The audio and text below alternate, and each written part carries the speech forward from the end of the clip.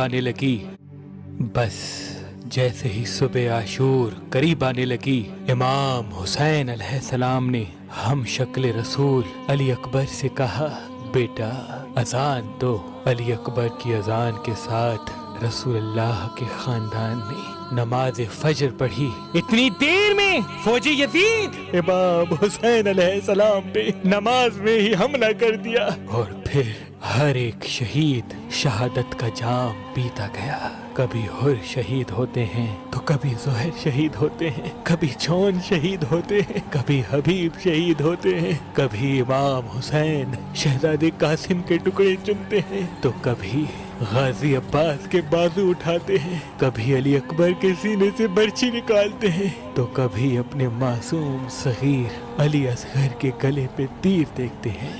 बस जब कर्ब बला में नवासाए रसूल का साथी कोई न रहा, आप खेमे में आते हैं और बीबी फिजा से कहते हैं, माँ फिजा मेरे वो पुराने कपड़े लाओ जो जगह जगह से फटे हुए हैं। बीबी ज़ैनब ने पूछा, भाई पुराने कपड़े क्यों पहन रहे हैं? इमाम हुसैन फरमाने लगे, ऐ बहन, ये लोग ऐसे बदतरीन लोग हैं, मेरी शहादत के बाद मेरे जिस्म को लुटेंगे। शायद मेरे फटे पुराने कपड़े देख के इनका ज़मीर जाग जाए। तमाम बीवियों से अलविदा कहते कहते इमाम सज्जाद के खेमे आते हैं। इमाम सज्जाद बिस्तरे बीमारी पे। इमाम हुसैन आवाज देते हैं, बेटा सज्जाद अपने बाबा हुसैन का आखिरी सलाम कबूल करो। इमाम सज्जाद ने जैसे आंखें खोली, देखा इमाम हुसैन के चेहरे पे अली असगर का खून मला है, न साथ में अली अकबर है न गाजी अब्बास। चीख के कहने लगे,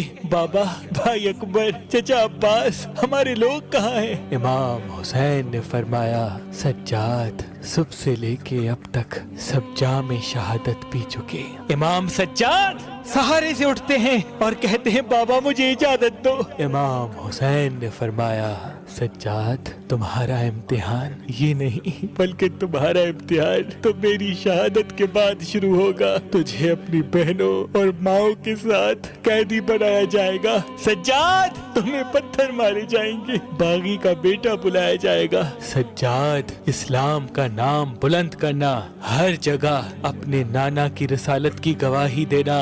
इमाम सज्जाद रोते रहे और इमाम हुसैन मैदान तक आ पहुँचे। एक तरफ 9 लाख का मजमा था और एक तरफ नवासाए रसूल हुसैन इब्ने अली आके कहते हैं, ऐ लोगो बताओ मेरा कसूर क्या है? क्या मैंने किसी पे जुल्म किया है? क्या मैंने किसी का हक गसब किया है? क्या मैंने हलाल को हराम और हराम को हलाल किया है? किस जुर्म की वजह से मुझसे लड़ने आए हो? तमाम लोग हम आवाज होके कहते हैं, हम तुझे इसलिए मारना चाहते हैं क्योंकि तू अली का बेटा है। इमाम हुसैन फरमाते हैं, ऐ लोगो, आज जिस इस्लाम का परचम तुम्हारे हाथों में है, ये परचम मेरे बाबा अली ने ऊंचा किया है। ना भूलना, खैबर और खंदक, बद्र और ओहद में अगर अली ना होते तो मुसलमानों की फतह नामुमकिन थी। ऐ लोगो बताओ, अल्लाह के रसूल ने फरमाया था कि जो इस अली का दुश्मन वो मुझ मोहम्मद का दुश्मन, और जो मेरा दुश्मन वो अल्लाह का दुश्मन। जो इस अली का दोस्त वो मुझ मोहम्मद का दोस्त, और जो मेरा दोस्त वो अल्लाह का दोस्त। जहाँ हक होगा वहाँ अली होगा, और जहाँ अली होगा वहीं हक होगा। आज उसी अली के बुग़्ज़ में तुम मुझे और मेरे बच्चों को मार रहे हो। इतने में फौजे यजीद इधर उधर देखने लगी। उमर बिन साद ने कहा, शिमिन ने कहा कि हुसैन की बात न सुनो, हमला कर दो बस। इमाम हुसैन अलैहिस्सलाम पे फौजे यजीद ने हमला कर दिया। इमाम हुसैन जैसे ही जुल्फ़िकार निकाल के फौजे यजीद के हमले का जवाब देते हैं, तारीख ने लिखा लाखों फौजी भागना शुरू कर देते हैं। करबला की जमीन पे कोहराम बर्पा हो गया। दुनिया की तारीख में ऐसी जंग कभी न देखी थी कि एक तरफ 9 लाख का मजमा और दूसरी तरफ रसूलुल्लाह का एक नवासा। फौजी अशकिया जाके दारुल अमाना तक पहुंच गए और इमाम हुसैन फरमाते हैं, आओ एक भूखे की जंग देखो, एक प्यासे की जंग देखो, रसूल के इस नवासे की जंग देखो। جس کا جوان بھائی مارا گیا، جس کے جوان بیٹے کے سینے میں برچھی کو مارا گیا، جس نے اپنے ہاتھوں سے اپنے 6 ماہ کے بچے کی قبر بنائی۔ امام حسین زمین کربلا میں شیر کی طرح حملہ کر رہے ہیں۔ اتنے میں آواز غیب آتی ہے، اے حسین، تیرا رب تجھ سے راضی ہوا۔ امام حسین نے اس صدا کو سن کے ذوالفقار کو تھام لیا۔ عمر بن سعد نے کہا، شمر یہ علی کا بیٹا ہے، اس کو شہید کرنا ناممکن ہے، جاؤ خیموں کو آگ لگاؤ۔ بس فوج نے بیبیوں کے خیموں کو آگ لگا دی۔ امام حسین کبھی خیموں کی طرف بڑھتے ہیں، کبھی فوج کی طرف آتے ہیں۔ عمر بن سعد نے کہا، اس 9 لاکھ کی فوج کو 4 حصوں میں تقسیم کر دو اور چاروں طرف دور ہو کے حسین کی طرف تیر، نیزے، بھالے پھینکو۔ تاریخ نے لکھا، فوج یزید نے دور سے تیر چلانا شروع کر دیے۔ کہیں سے تیر آتے ہیں، کہیں سے کوئی بھالا پھینکتا ہے، کہیں سے کوئی برچھی مارتا ہے۔ جس کے پاس مارنے کے لیے کچھ نہ تھا، وہ کربلا کی گرم زمین سے پتھر اٹھا کے امام حسین کی طرف پھینکتا ہے۔ امام حسین کا جسم زخموں سے بھر گیا۔ تاریخ نے لکھا، امام حسین کے جسم میں اتنے تیر لگے کہ امام حسین کا جسم نظر تک نہیں آ رہا۔ بس نواسہ رسول گھوڑے کی زین سے زمین پہ آتے ہیں۔ فوج یزید خوشی سے جھومنے لگی،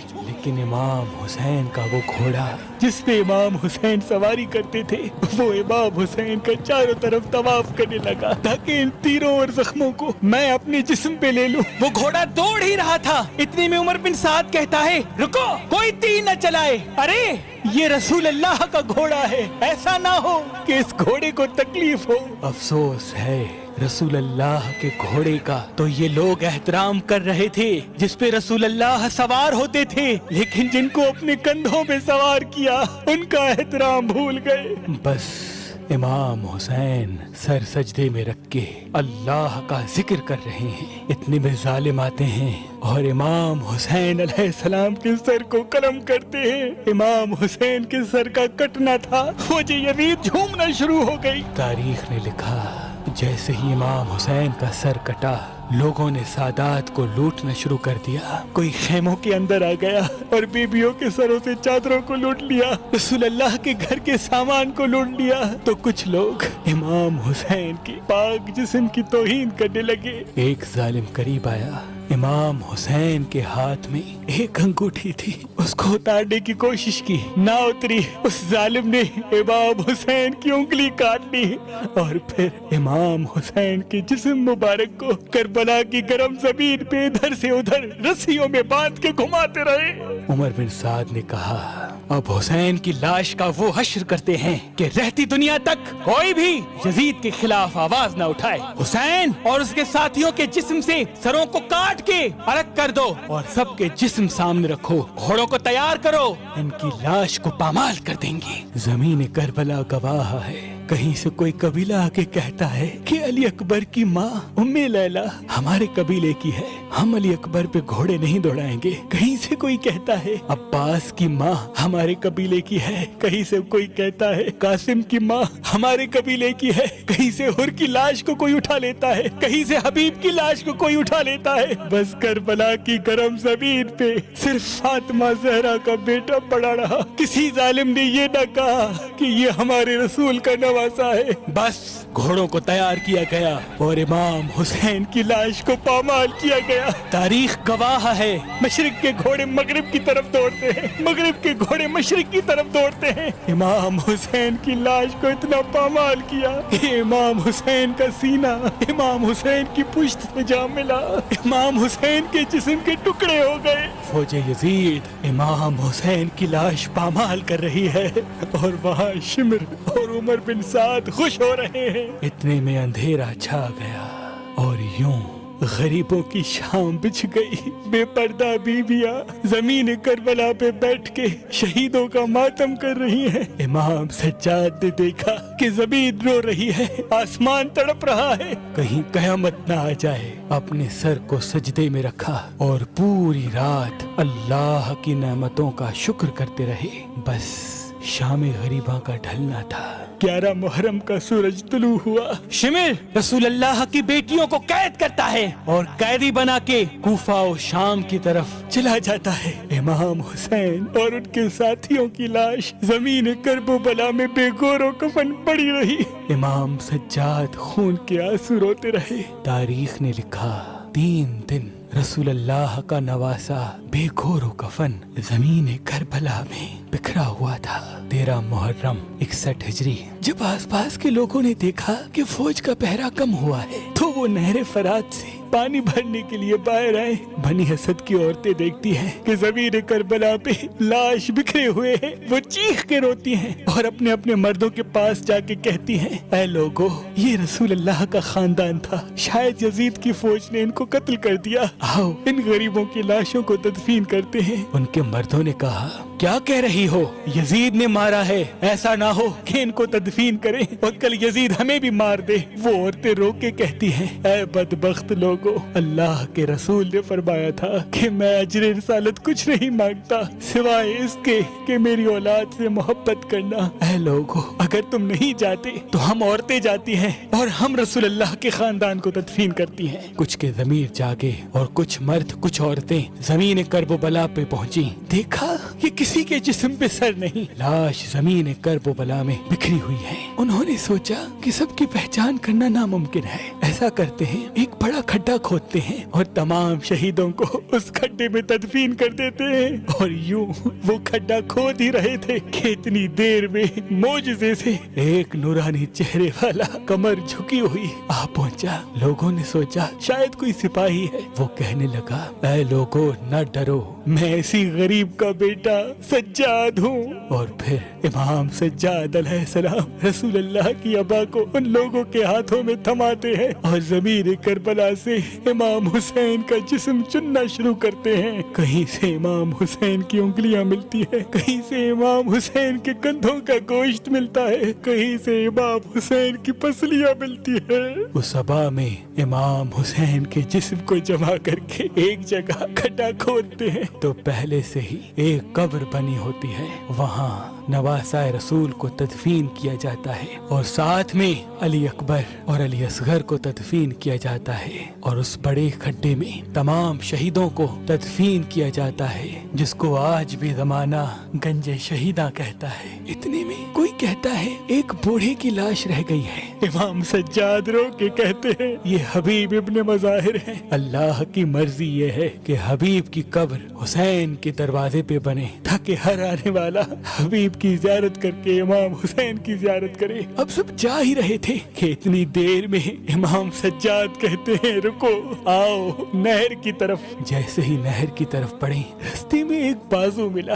امام سجاد نے اس بازو کو سینے سے لگایا، آگے بڑھتے ہیں، دوسرا بازو ملا، اس بازو کو بھی سینے سے لگایا۔ بس جیسے ہی تھوڑا سا آگے چلے تو جناب عباس علمدار کا جسم نظر آتا ہے، اور وہیں جہاں حضرت عباس شہید ہوئے وہاں ان کی قبر بنا دیتے ہیں۔ تاریخ نے لکھا، کربلا کے واقعے کے بعد یزید نے اور آنے والے بادشاہوں نے یہ چاہا کہ حسین کی قبروں کے نشان بھی ختم کر دیں، لیکن اللہ جسے چاہے اسے کوئی ختم نہیں کر سکتا۔ لوگوں نے چاہا کہ نہر فرات کا رخ امام حسین کی قبر کی طرف کر دیں، لیکن تاریخ گواہ ہے نہر فرات کا پانی امام حسین کی قبر کے قریب جا نہ سکا۔ آج بھی اللہ نے اپنی اس نشانی حسین ابن علی کی قبر کو ہر خاص و عام کے لیے توحید کی نشانی بنا کے رکھا ہے۔ لاکھوں لوگ کربلا آتے ہیں اور نواسۂ رسول کی قبر مبارک کی زیارت کر کے اسلام زندہ باد، ظلم مردہ باد کہہ کے امام حسین کے روزے کی دہلیز چومتے ہیں۔ سلام ہو رسول اللہ کے نواسے امام حسین ابن علی پر۔ امام حسین ابن علی